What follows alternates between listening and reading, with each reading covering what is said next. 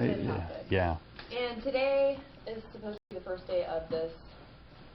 Yeah, of course, we had a contingency plan of what we were going to cut if we took the 6.3 million, and quite frankly, yesterday it was pretty obvious that that cut is imminent.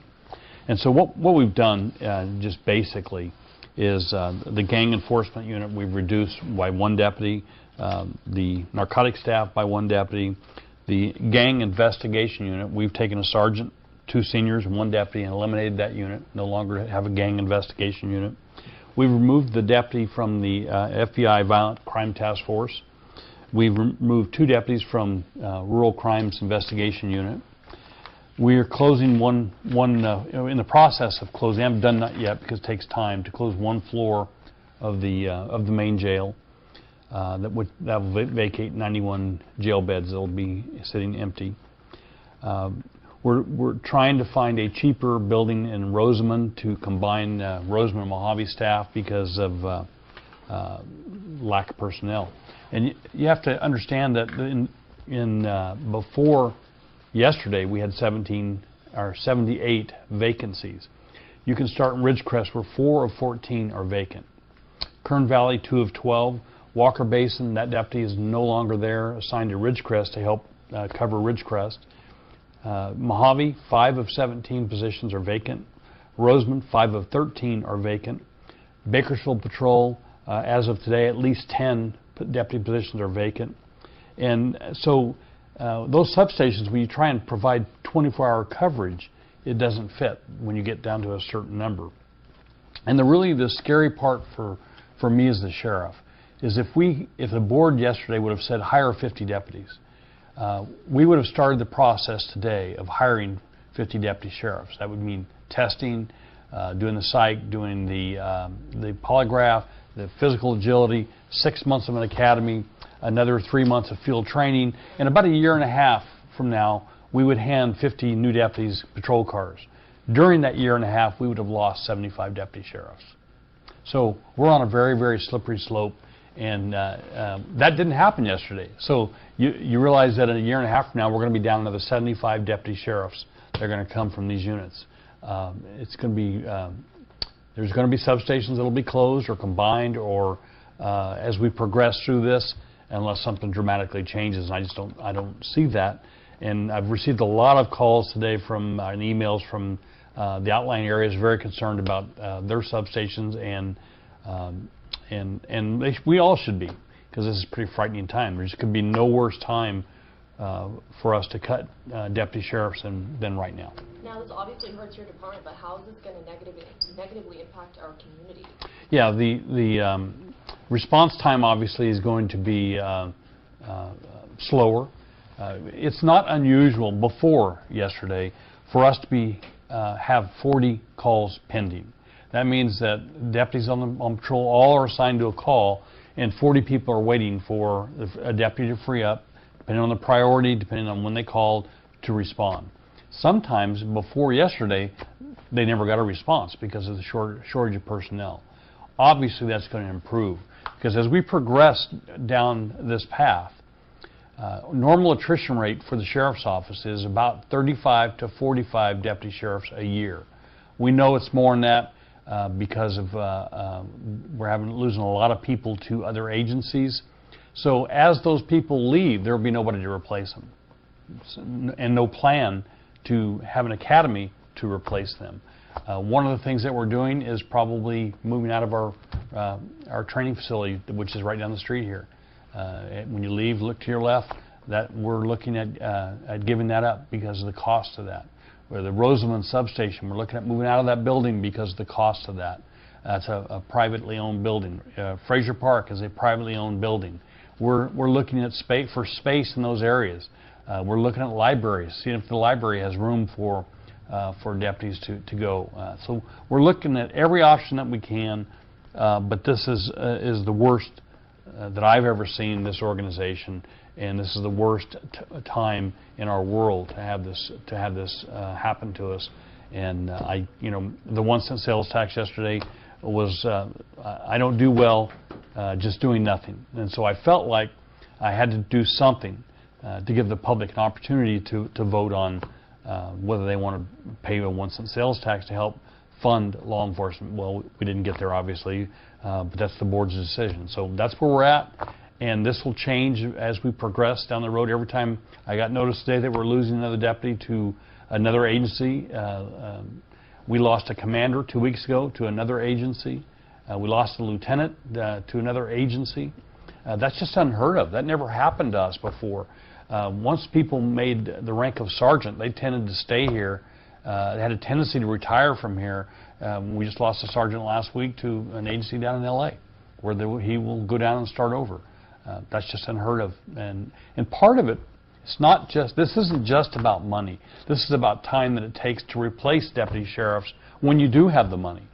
This is not just about money from the deputy standpoint, because they're looking for stability. That's why they came into this job. They love that stability of having a job with benefits and getting paid every other Tuesday. And now what they're facing, the young ones, are, am I going to have a job next week? We have an academy of 14 trainees they're hired. They're part of our agency in the academy down here. Right now, 7 will be laid off. We think as we get towards their graduation day that we will attrit maybe the 7 to be able to keep all those people in our agency. But one of the worst things that you have to understand is who would want to come to work here, knowing what we're going through, knowing the lack of stability that we have in this county. I'm not sure we're going to be able to recruit anybody when we do have the money. So we're talking about the future here, but I mean, this is happening right now. I mean, Yeah. we're already seeing this affect the community right now. What should people expect if they call 911 for an emergency? What could they expect right now? It certainly depends on the emergency, and it depends on the time of when that call comes in. If you go back when we had the 14 people shot in South Bakersfield, if you would have called 911 2 to 3 hours after that occurred, you would not get a sheriff's deputy. Now, we did get cooperation and help from the BPD and from the California Highway Patrol, but how long can we count on them to do our job? Now, 5%, it seems like such a small number to, when you look at, you're only taking 5% away, but it is a significant budget cut. So, how does 5%, such a small number, actually affect this? Let's address that first. There's certain functions in the organization that are mandated by the Constitution. For example, bailiffs. I can't cut bailiffs. They're there. The judges decide how many bailiffs they're going to have, and we have outlying courts and all the substations that have bailiffs. The judges decide how many bailiffs that they're going to have. So half of my budget is non-discretionary, meaning I can't cut it.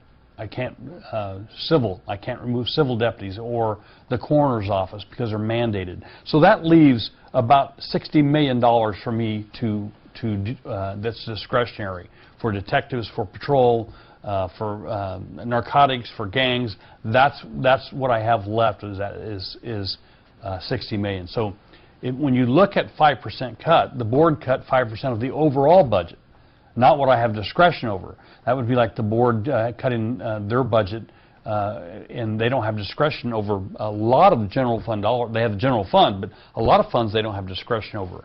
And so when you don't have discretion, that percent actually is about 10% for the sheriff. How concerned are you, as sheriff of Kern County, how concerned are you for the safety of your deputies and Kern County? Well, and that's a great question, and I can tell you that I today am issuing a memo to the deputies that I do not expect them to place themselves in harm's way on calls that they believe they need a backup on. That you can feel free to stage, wait for the backup. Let's do this safely. Let's don't get somebody hurt. It's part of what we do, but when you're on at 3 o'clock in the morning in Frazier Park, and the call is one of those backwoods places where someone's acting bizarre and got a gun, has a gun. You have to go into that call by yourself. That's not reasonable to do that. We know that people are willing to confront law enforcement today. We know that they're willing to confront law enforcement with firearms, and so I'm not sending that deputy in there by himself or herself. What I expect them to do is wait for their backup, whether it comes from Lamont or Bakersfield or wherever, and then go in and safely handle the call. So that's going to cause a lag in response time. But I can tell you, I'm not going to be responsible for the loss of a deputy sheriff or more in this county if I can help it.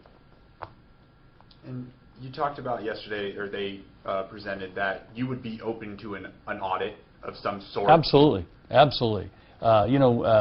If somebody wants to send an auditor in here that knows a little bit about law enforcement and tell me if they can find the fat in this organization, please come in and tell me. I'm pretty firm in my beliefs, but I'll listen if somebody has a solution. We've taken the air unit and they're flying 3 nights a week now instead of 7. We don't do hoist rescues anymore, effective today. We're not going to. There's no fat. It's gone, and so all we have left is personnel, and we will cut them as the board directs them with the finances.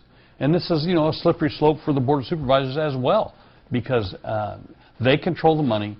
I decide where that money is going to be spent in the organization. So, I can point my finger at the board, or they can point their finger at me, but at the end of the day, the people who are going to point their finger at us is our citizens that we're sworn to protect. Now, obviously, there's still some time left in the fiscal year, and there are changes effective today. Why today? Well, yesterday was July 26th. Okay, so we're 26 days a month into the new budget year. Our differences yesterday wound up being $6.1 million. But because we were already a month into the budget, you can take 10% and add on of the cuts. It went from 6.1 to 6.8 yesterday. So if I wait another month, I'm looking at another $1 million in cuts. I can't wait. I simply cannot wait. All that money's coming out of this budget year. And so when the board gave me direction yesterday of what my budget was going to be, I had to cut to minimize the impacts the best that I could. Now, Mick Gleason told me earlier today that, for this size of county and the area that we're in, law enforcement is number one priority. That's where we give a lot of our money to, and it's always been the top priority.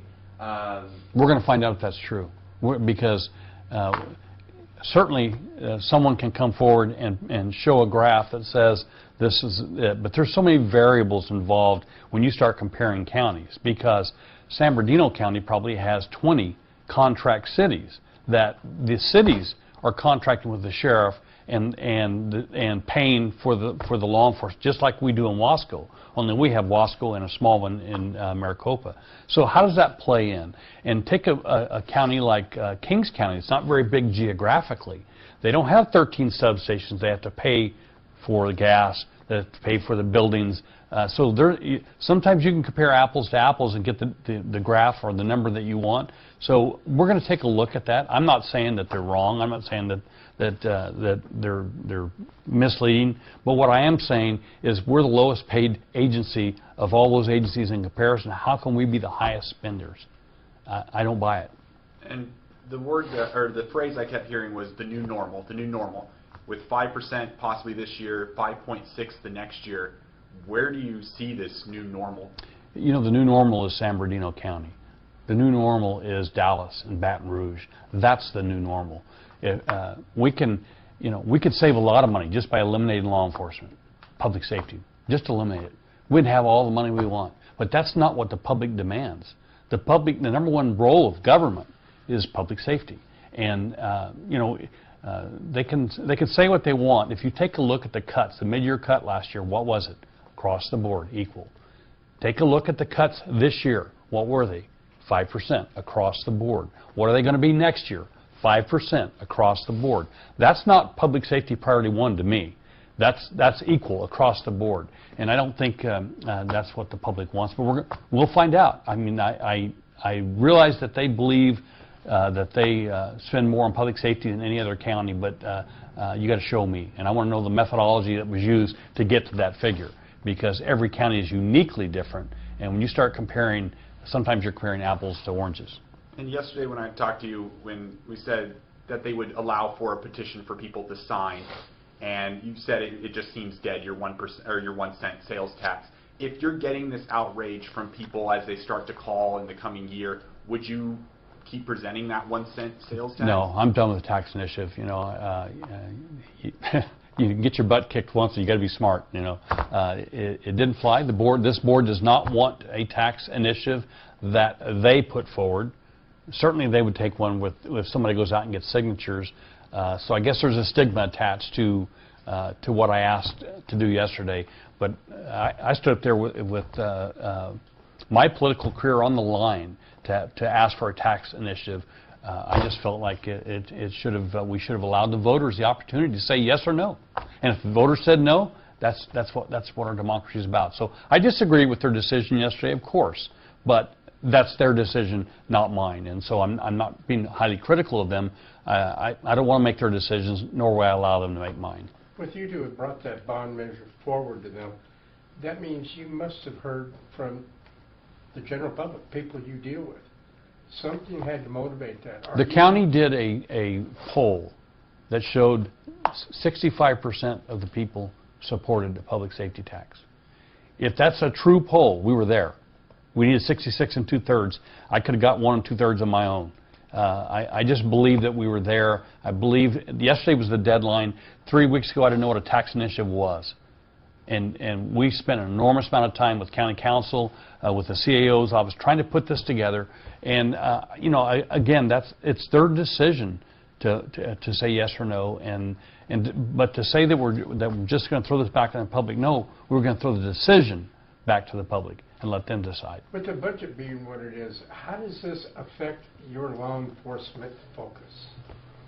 Well, we're still going to do what we're sworn to do. We're still going to protect the public. You know, we still have priority calls. So many calls in, it's a #1 priority, and it's a highly likelihood that somebody's going to get hurt. We're going to go. That'll be the first call. The other 40 or whatever are pending will have to wait. Where people get frustrated is when they come home at 7 or 8 o'clock at night and their door's been kicked in and their property's been taken, and they call law enforcement, and we don't go because it's a cold call. The burglar's gone. So it goes on a priority list, not a priority 1, and it may be several hours before we get there. I've been the victim of a burglary. It's personal, it's painful, and when law enforcement shows up several hours later, you have the feeling that they don't give a crap. And that's pretty sad when our community is going to experience that feeling of having be the victim of a crime and not getting a response from law enforcement. And from today's cuts, you talked about cutting gang unit and other units, and also taking the flying from 7 days to 3. Where does that bring you to the cuts that you need to make? Is there how close are you now? Is it something you can divulge? Well, the budget's a moving document all year, and we meet the command staff of this department meets every Monday morning in a room right down the hallway where we look and see with our financial analysts, where are we today? Percentage-wise, the year we're 7% through the year, and we spend 8% of our money. We adjust, how we adjust is leave a vacant position open longer, and so and we get toward the end of the year. Sometimes we haven't had a services and supply key in several years. We at the end of the year, that's what we use to make our budget. We didn't make our budget this year for the first time. And we were close, but we didn't make it, and that's frustrating as the sheriff, because it's as if there's a group of people that believe that we have money hidden that we could use to do this. If I had it, trust me, we wouldn't be doing what we're doing, because at night when the air unit flies in, what does the bad guy do? He runs. That's what we want. That's the lifeblood, the safety of the deputy sheriffs in the streets. And they're not going to have that, except for 3 nights a week. And that doesn't mean it's going to be on the right nights when things happen. So I am worried. I'm worried about the safety of the young men and women in this organization, and I'm worried about our community. And our violence rates have gone up dramatically this year. Is it just going to, do you think it's just going to keep getting Our homicides are at a rate of double of what they were last year. Now, if you just look at the shootings and how many shootings we've had, that's just a bad shot. That's a homicide that just didn't happen. The 14 people that were shot in South Bakersfield, None of them died. That the person who pulled that trigger intended for them to die, just a bad shot. Except for, we think, we'll find out as we progress, maybe one. But it's frightening times. I think, I know as a citizen, if I call 911, I actually happen to live in the city, I want somebody to come. I really do. And if I have to pay more to make that happen, I'll pay more. I want to hold the sheriff and the chief responsible for their expenditures. I think that there should be an audit. Come in, take a look, and hold us responsible. But yesterday was the last day to get this on the November ballot. And if it didn't get on the November ballot, and it didn't, we're dead in the water. We're going to lose deputies, and we cannot recover in our careers, in our management career of this department, because it takes so long to. We can only have an academy of 50. That's all we had room for down here, and so you remember the scenario I gave you. If we had hired 50, we're losing 50 and probably more than that every year, and because now they're leaving for other agencies. So what do we do? So even if there was a solution. Money is, I said it yesterday, money isn't the only problem that we have. Time is part of the problem. It takes so long, once you start the process to hire deputy sheriffs, it literally is almost a year and a half. It's 6 months of an academy and 3 months of field training, and then there's other, the recruitment process, the testing process, the background, the physical, all that takes time. And it's well over a year before you can ever have them go to work. So during that time, if you hired 50 and you lose 75, you wake up one morning and you go, wow, we got 50 new deputies, but we're upside down 25 more than we were last year at this time. And at some point, you're at the breaking point. With the price of oil fluctuating, do you think that there is light at the end of the tunnel for this budget? I do think there's light at the end of the tunnel, but it looks like a train to me, Chuck, to be honest with you. I don't see the solution down the road. I really don't. That's why I was so adamant yesterday about a 1 cent sales tax. If this is the new norm financially, that's okay, but we then have to prioritize what money we do have and where it's going to be spent.